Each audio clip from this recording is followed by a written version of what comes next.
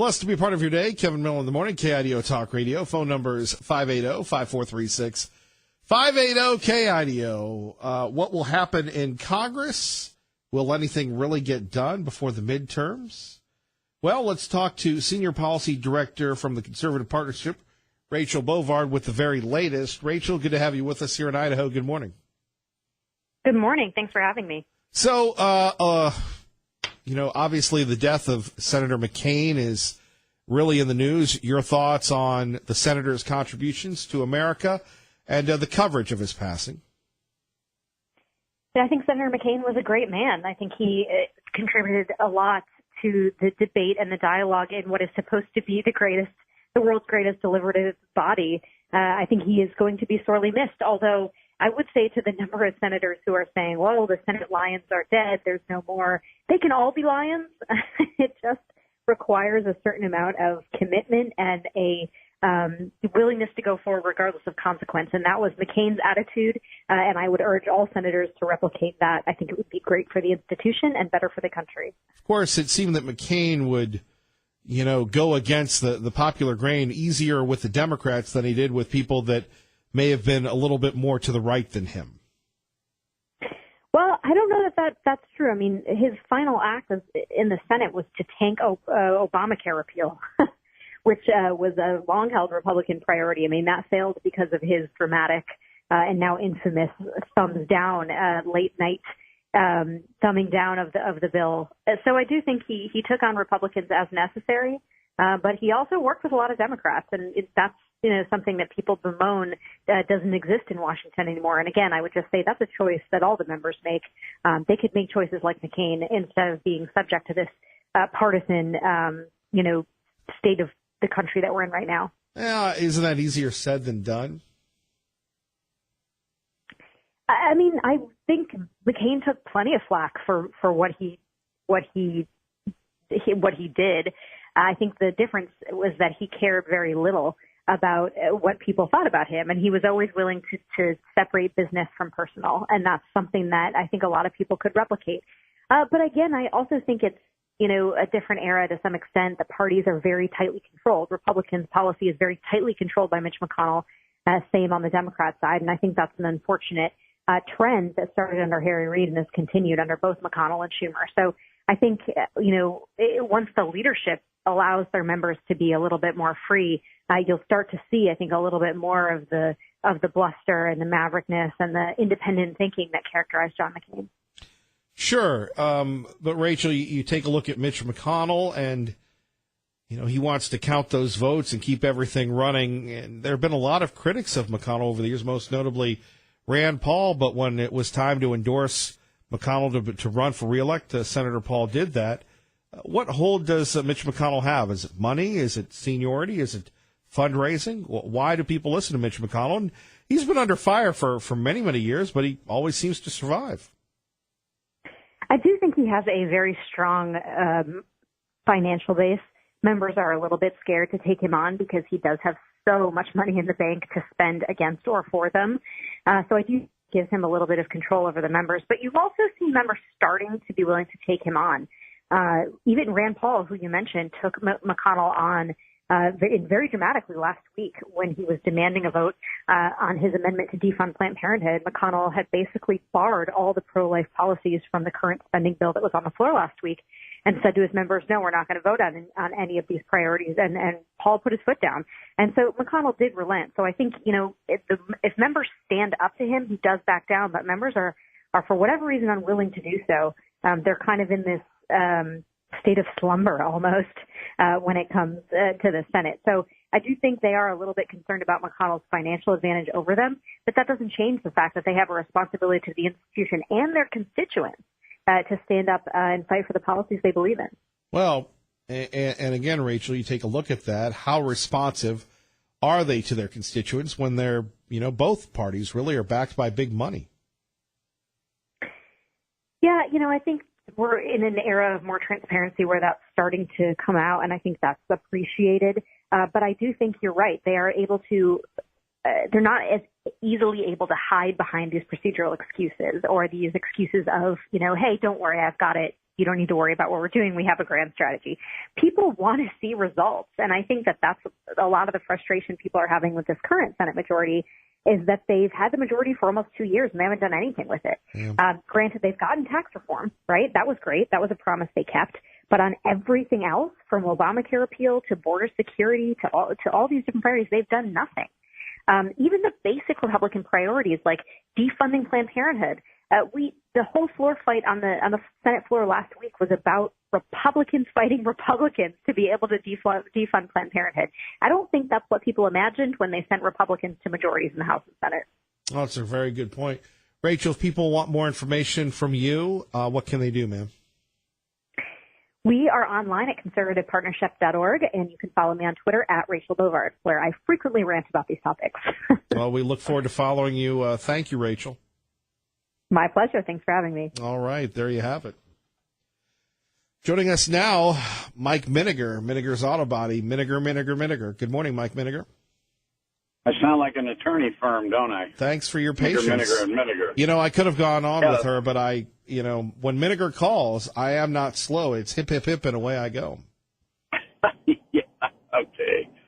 So, John McCain, aren't we a little bit of a weird lot, us humans? I think about all the Vietnam veterans that are dying per day. You know, in the last 20 years, it was the World War II veterans that are passing at 150 a day. And, you know, obviously he was a war hero. We can't take that from him, and I wish Trump had never said he wasn't a hero. But when I watched the clip this week, because they've played it ad nauseum, what the context and what he said, it's a typical Trumpism. I don't think it should have been taken literally, but, he's not going to roll it back. But when I think about Ted Kennedy dying, and we made a hero of Ted Kennedy, it's like the government wants to worship their own. And I was watching Fox News this morning, cooking breakfast, and they like to loud over each other. And I just think of Kennedy, and, he was the lion of the Senate, and, he should have been in jail for murder.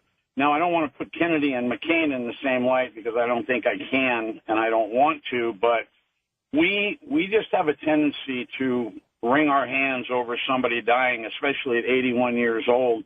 And I don't know, it's a little ironic that Kennedy died of a brain tumor or brain cancer, and so did McCain, I believe. I believe they both died of similar things, but I don't know. It's sickening to hear it for 2 weeks. I mean, I'm sure that I think he was long in the tooth. I think when you're a 6-term senator, a 5-term, 4-term senator, I think it's too many years. And you gather influence in those years, and sometimes I don't know that that's real healthy for our government. Well, and let me just say this. A good friend of mine, former Congressman J.D. Hayworth, ran against McCain. And one thing that the liberal press will never tell you is McCain was vicious to conservative Republicans. He loved the liberals, and I don't think I'm speaking out of school here, but they were just vicious with J.D. Hayworth. And J.D. Hayworth at the time, now he works for Newsmax, was the it guy, filled in for Rush, was doing TV all the time, the old Crossfire show.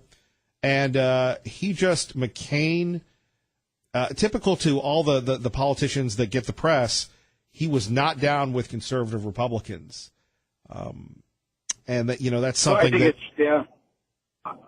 I'm sorry, I didn't mean to cut you off. I think that's quite obvious. I mean, and so, in my later years, as I get older, I become more conservative on a daily basis. I think it's so important to the betterment of our country. And so, no, it was pretty appalling to watch him turn that vote in and kill Obamacare, and he didn't do it. I think that was wrong. Well, and I don't know that that's what his, Well, what and his here's the other one. Wanted. Why in the world do you have to stick your thumb down and make a big show out of it? Because he was a showboater. He was winning. And, Trump's one statement made McCain very vindictive. And I thought, if we have all this, if we feel all this honor for him and we look at him as an honorable man, he let one statement, an errant statement at that, really define the final years in his career and his life. And I don't know that that's good. I would love to see people more step above the fray of Donald Trump and let the I mean, I'm a Donald Trump fan because of what he's doing for the government and for the country, not because of his Twitter account, not because of the things that he says. Right. He's a flawed person. He's flawed, Yeah, but we all are. Look, Mike Miniger, you're a young man, so I'm a little older than you, so I'll take the bait here. Right.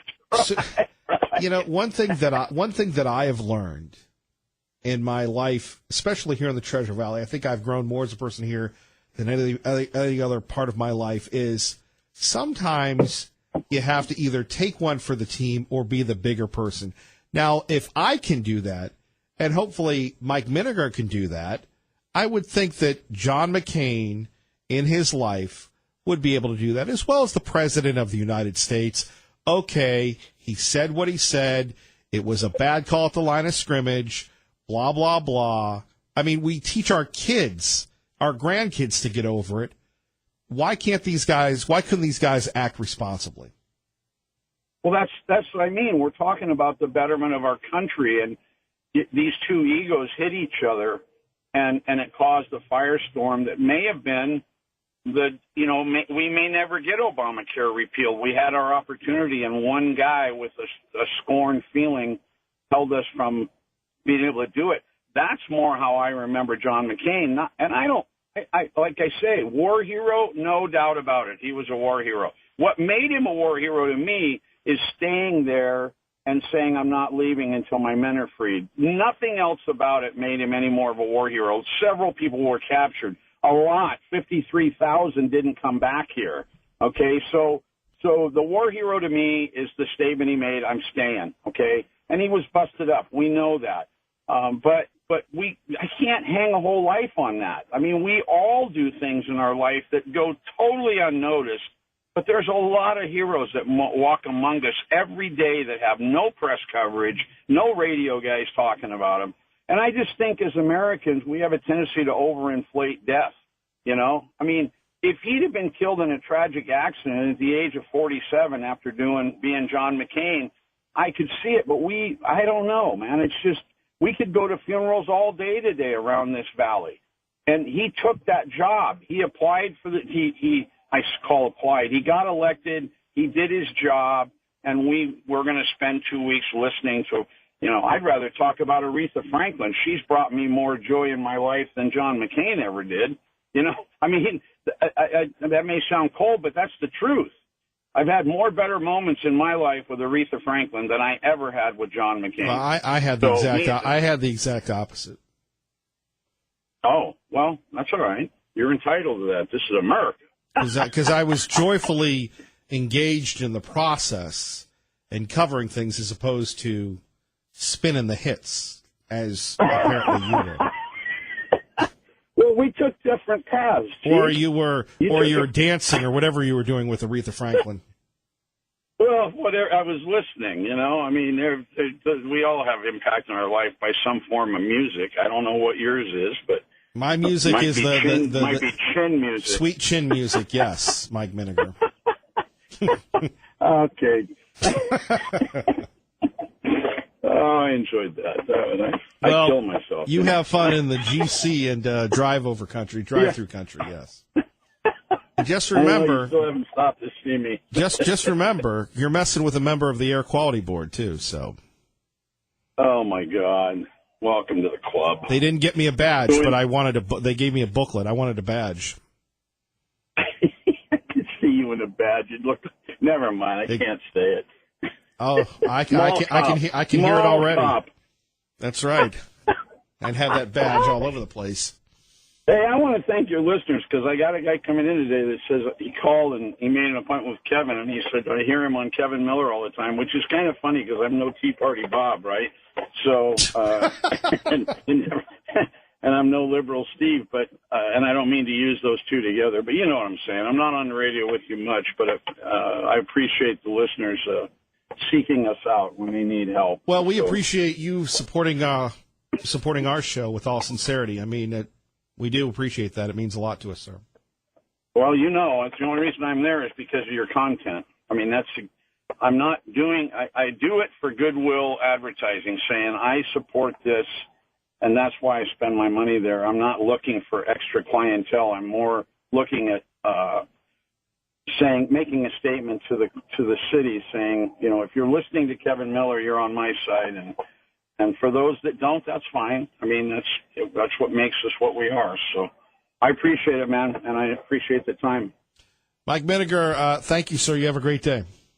Thank you. See you later. Bye-bye. Bye-bye. There we have it. Our great friend Mike Miniger.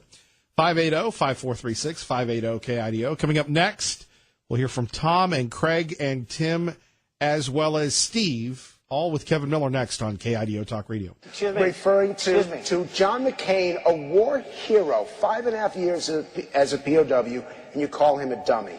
Is that appropriate in running for president? Okay, you got to let me speak, though, Frank, because you interrupt all the time, okay?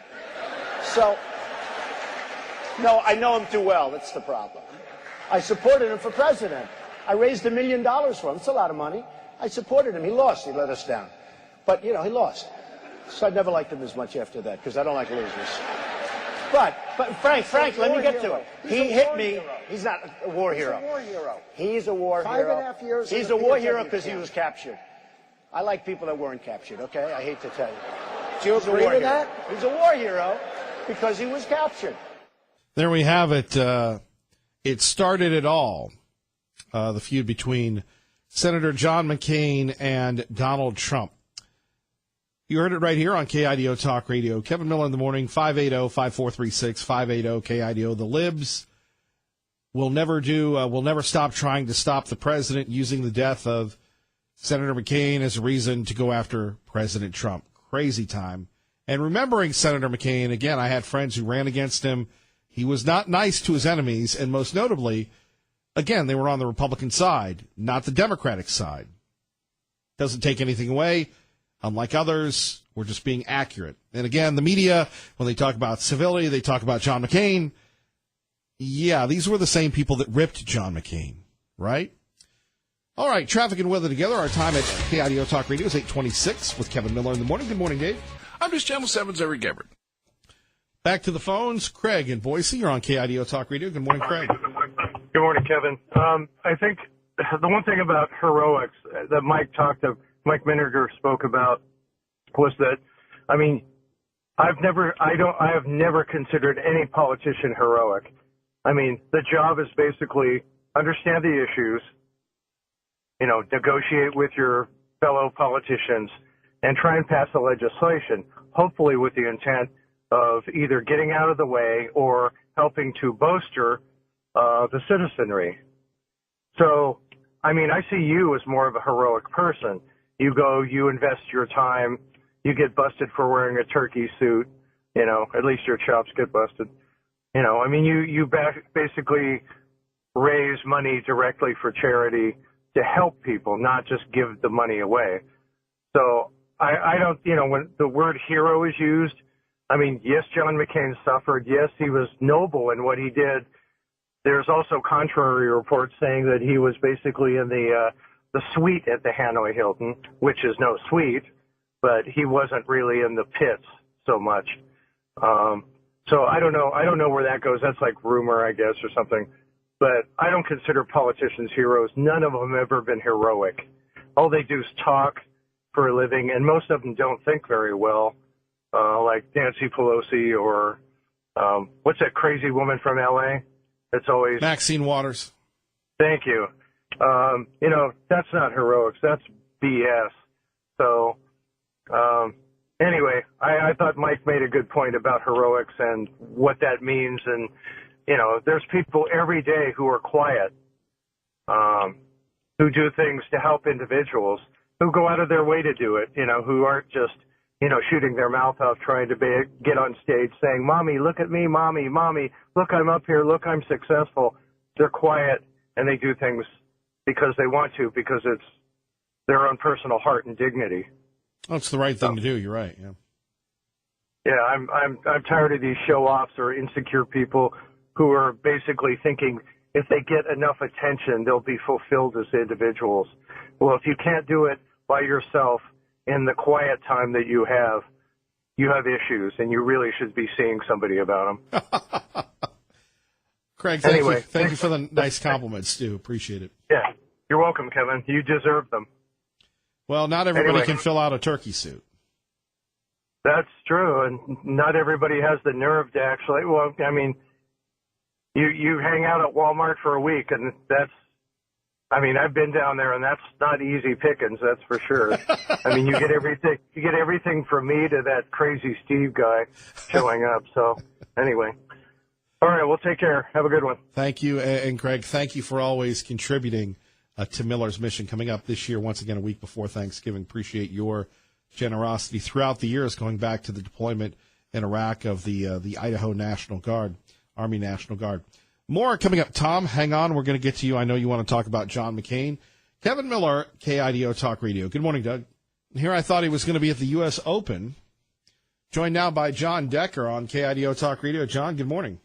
Hey, good morning. No, that was yesterday, Kevin. You know, D.C. and New York not that far away from each other, so I spent the day yesterday up at the Open and back here at the White House today, and the president dealing with quite a few issues yesterday as it relates to whether or not to put out a statement regarding John McCain's passing, whether or not to lower the flag to half-staff with the passing of John McCain, and ultimately that's exactly what the president did. Signed that proclamation yesterday. A lot of pressure being brought to bear on the president from Republicans and also from veterans groups, and let's face it, also from the president's own White House Chief of Staff, General John Kelly, and ultimately the president reversed course and relented.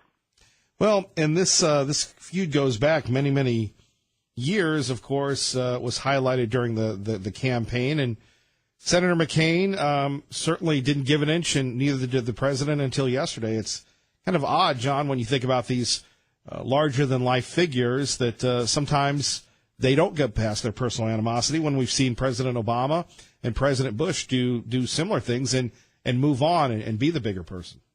Yeah, you know, it's remarkable. You know, people sort of dig their heels in and don't relent. But, you know, you think about Senator McCain, like on big issues, forget about his personal relations with fellow senators or fellow Republicans.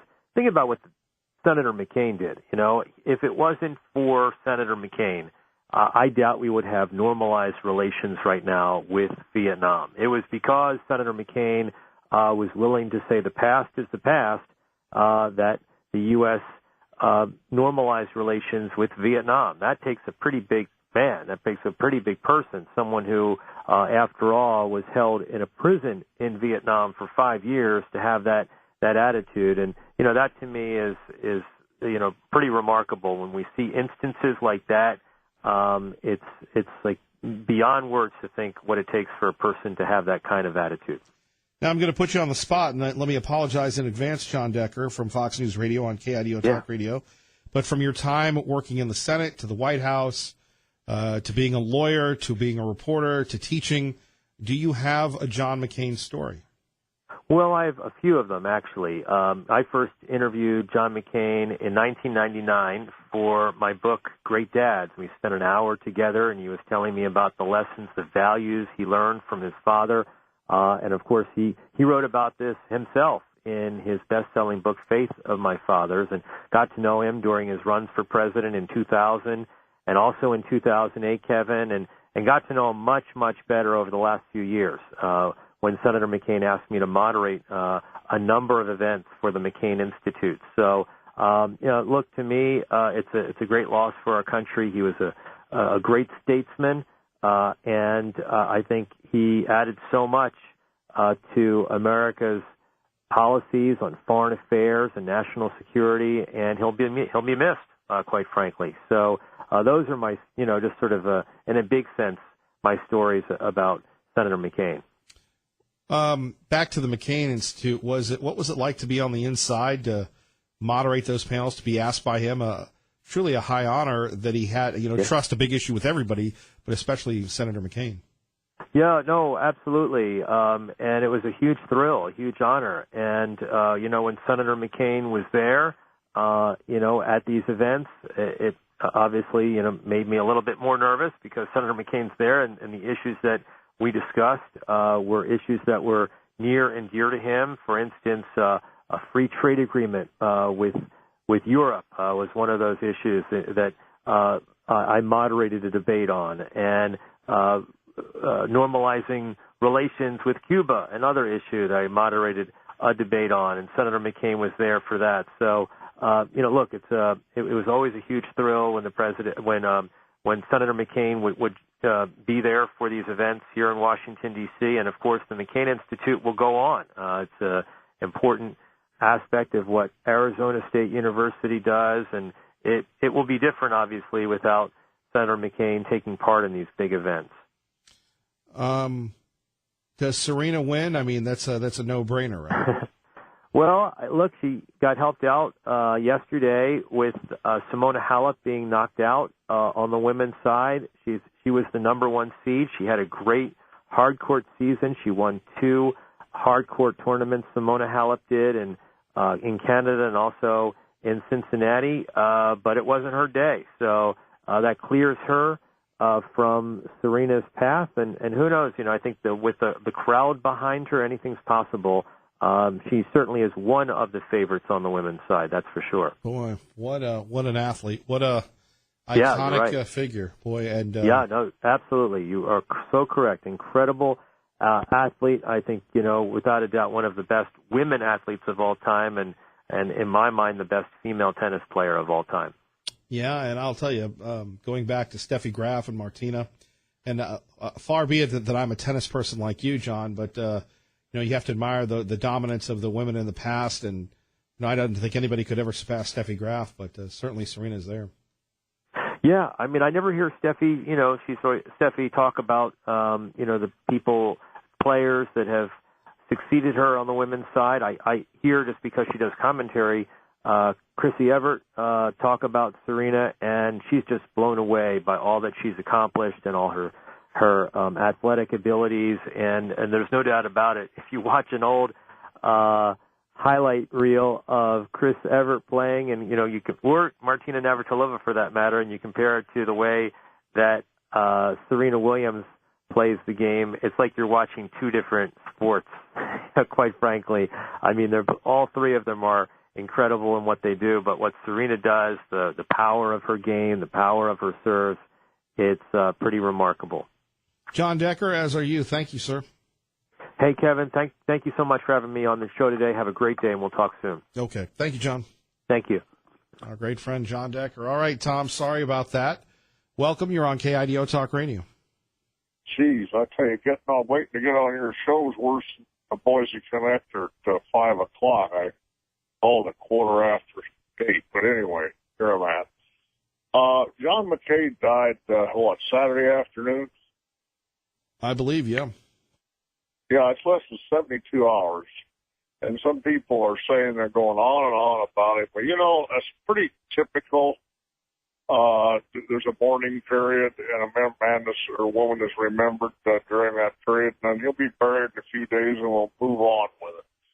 And my suggestion to people that don't like to hear good things said about him at this point ought to just push to something else for the next couple of days. Because I think it takes a pretty low quality of person to pee on a fresh grave, and that seems to be what a lot of people are doing here in the last few days. Of course, he had his detractors, and I wish that Trump just could have apologized for what he said about McCain in that debate. Maybe all this rancor between the two would have been put behind him a long time ago. But that's something Trump doesn't seem to do. He does, when he finally does something like he did just a couple, I guess, what was yesterday, is issuing another statement. It's always been done after pressure. Why can't he lead on saying something about McCain nice instead of waiting until the pressure mounts?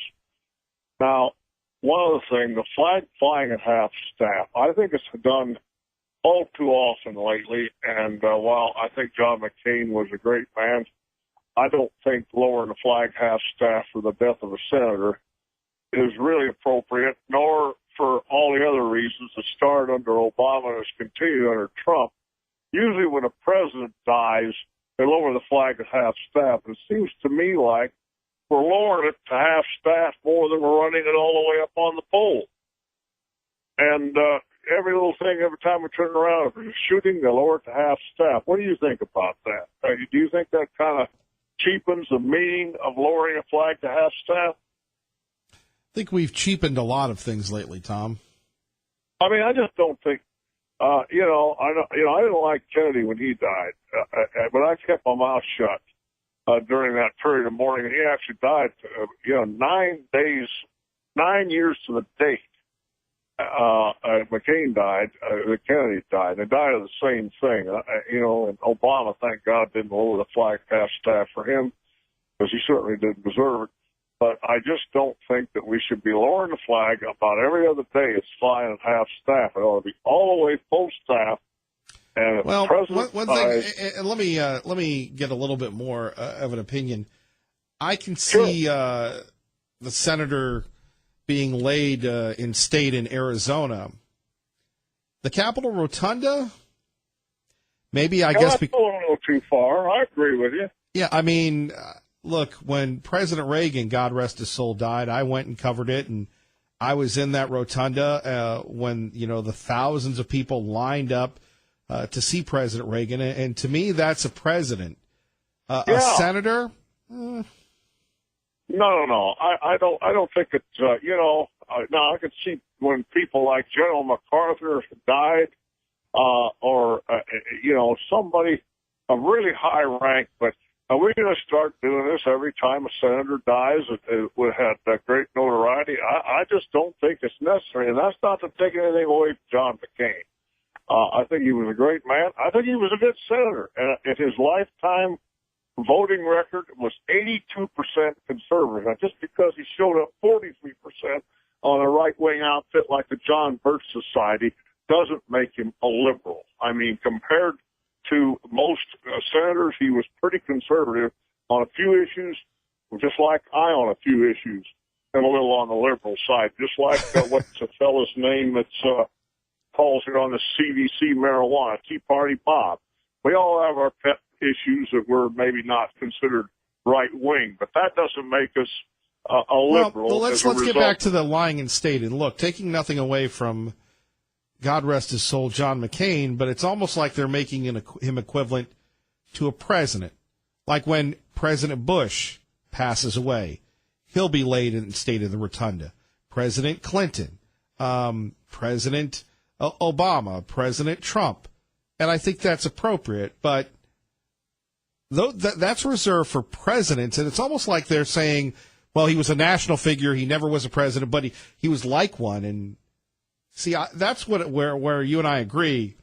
Half staff. Probably next thing you know, they'll probably have when Nick Jagger croaks or somebody like that, they'll have him lying in state. I don't know. I agree with you. It detracts from what the meaning of it is, and so. I don't know. Anyway, thanks for not cutting me off halfway in a sentence like that a couple of times. So anyway, we end on something we agree on. That's right. Tom, thank you. All right. Bye-bye. Bye-bye. Skeptical Hippo with Kevin Miller on KIDO Talk Radio. You're calling from King Hill. Good morning. Greetings. I kind of agree with the last guy that we're so wrapped up with symbolism that everything has to be a symbol in the media. If you do one thing, it's a symbol of this. It means, if you lower the flag at half staff, it means this. But if you don't, then it means you hated him. And that, neither of those are true. And I think that we're just so wrapped up with the headlines of those things that it paralyzes us to do normal things in government. And I'm skeptical about the whole thing. And I think John McCain was a great man, a war hero, and all of that. One day I thought was plenty for the flag to be lowered. And in lots of things in recent years, he was no friend to Republicans. He stopped a lot of things that I think could have been done. And he was consistently a fly in the ointment of the conservative cause in his last 10 years. No, I totally agree with you on that, and no one's bringing that up. And again, if you were against McCain and you were a Republican, there was no love there for you. That's a fact. They always wanted to call him Flinty and a maverick and a this and a that, only because he went against his party so many times. And sometimes you need to toe the party line to make things happen. Compromise, not against your core values, I get it, but compromise is the way things get done in government. So anyway, that's all I got to say. Thank you very much. Thank you, sir. That is a skeptical hippo joining us. Coming up next, your thoughts on John McCain. And back to marijuana with anti-marijuana Miller, Kevin Miller, KIDO Talk Radio. John McCain, tried to tone down the rhetoric at his town hall meeting. I appreciate the fact that he said that we can disagree without being disagreeable. I think that's true. I've said it before, and I'll say it again. John McCain served his country with honor. He deserves our thanks for that. There we have it. More thoughts remembering John McCain. Phone numbers 580-5436, 580-KIDO. All that's beautiful drifts away like the waters. Nick in Meridian with Kevin Miller on KIDO Talk Radio. Good morning, Nick. Morning, Kevin. How are you? Not bad, and you? Good. It's been a while since I heard your show, but you're still dividing people in America, and especially here in Treasure Valley. Where you been? Been working, man. Oh, that's good. Hey, we need your tax. tax. Do something nice. This was like a couple of years ago. No, it was longer than a couple of years ago. I called you we need your do tax something dollars. nice. Yes, that's how we help our country, right? Yes, sir. Yeah. Hey, John McCain, it's pretty kind of despicable what you have these callers doing, and you've kind of gone along with commenting on a dead man and dead hero, really. Sure. What is this? How is that despicable? Really? Who did you vote for in 2008? John McCain? Yeah. I think I got. Rest my case. You haven't made your case. You've embarrassed yourself because you've made a statement. Now back it up. You're a smart guy. Back it up. You said and the callers have been disrespectful, commenting on a dead man. We're telling the truth. In fact, I think we had a nice tribute moments ago. But you're an opinion guy. You're a smart guy. Please tell me what I've done that is despicable. You made the statement. Back it up. He stood up to President Trump. Everybody, you included, everybody here that's calling, has got all these negative things to say about the guy. We're not allowed to be negative? No, we're allowed to be negative, but where were you before he died?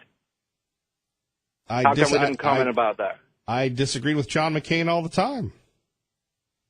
So because you disagree on his policies and because he stood his ground. That's not despicable to disagree with someone and to call him out for going after conservative Republicans, Nick. Well, you're calling him out now. How am I calling him out? Really? Really, that he's a dead guy, huh? You haven't made your case, brother. Keep going. Okay, right. But you have a good morning. Let's do some good for these people of Treasure Valley, man. Stop dividing it. I'm not dividing it. You're mistaken. Okay. You still haven't told me how I'm dividing it. Maybe you should go back to listen to your own show. Maybe you should listen more often. I should. I'm actually going to tune in every once in a while and listen to more often. All right, brother. Thank you, Nick. Take care. Have a good one. You too. Look, Nick's entitled to his opinion, and it's very personal, and we appreciate his phone call. Traffic and weather together, KIDO Talk Radio. Let's get you to work safely and on time. Good morning, Dave. Channel 7's Eric Everett. Even in times of crisis, especially in times of crisis, we fight among ourselves for the things we believe in. It is not just our right, but our civic and moral obligation. As always, I'm indebted to my wife, Cindy, and my 7 children.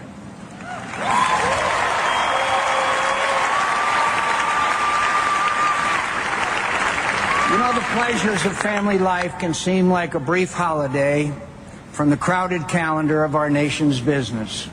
But I have treasured them all the more and can't imagine a life without the happiness that you've given me. There we have it, remembering John McCain, the good and the bad, the agreeable and the disagreeable. Always wonderful to spend a blessed morning with you. So appreciate you. Ray and I, great job. Glenn Beck's next. God bless and keep the faith.